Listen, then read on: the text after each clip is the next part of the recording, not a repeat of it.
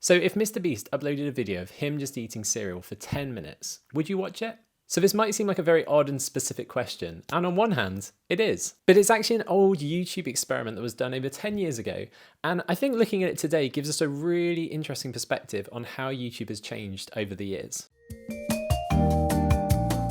2013, the year when selfie was the word of the year, Vine was the most popular social media app, and the Harlem Shake was the most popular meme. What a year. And in this year, YouTube was really starting to gain a collection of regular content creators on the platform. And I want to turn the spotlight on one of those creators, which was Charlieissocoollike.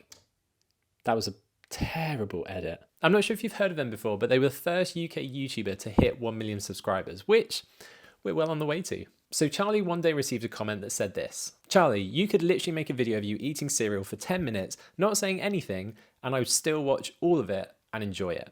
Interesting question, Emily Cook. Might make a good future YouTube title. So in the natural explorative ways of YouTube in 2013, well, it happened. A video that for 10 minutes just had Charlie sat eating cereal, not talking. And it has almost 500,000 views, which, especially back then, was really high numbers. And obviously the video itself was part experiment, it was part joke, but I think that people watched it because they were primarily invested in him as a person.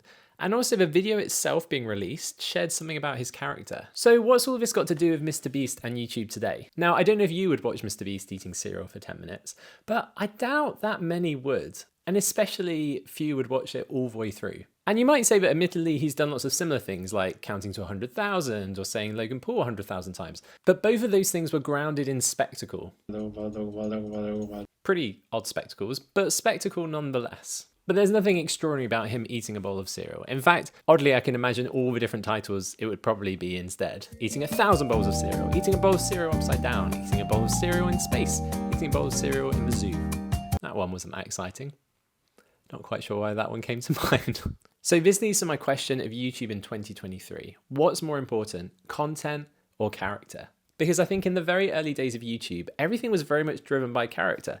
There wasn't the big production teams, there wasn't the big strategies or planning or scheduling. There was just a lot more people talking to cameras like this, but with more charisma.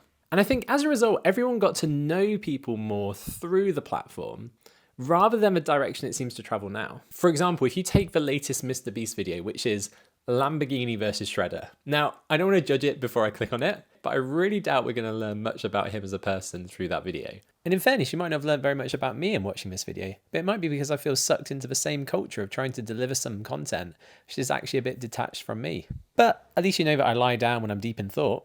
I think content and character are both key parts to videos, but I really think we're in the age where content far outweighs the character. So sadly, I don't think we're ever going to get an answer to this because I don't think he'll ever upload a video which is lower in quality like that. But I'd love to know what you think. Would you watch a seemingly boring video because you're invested in the character? Or would you avoid it because actually you're only really interested in the content? Eating a bowl of cereal might be something you do with a friend, but eating 1,000 bowls of cereal, that's a pretty weird friendship.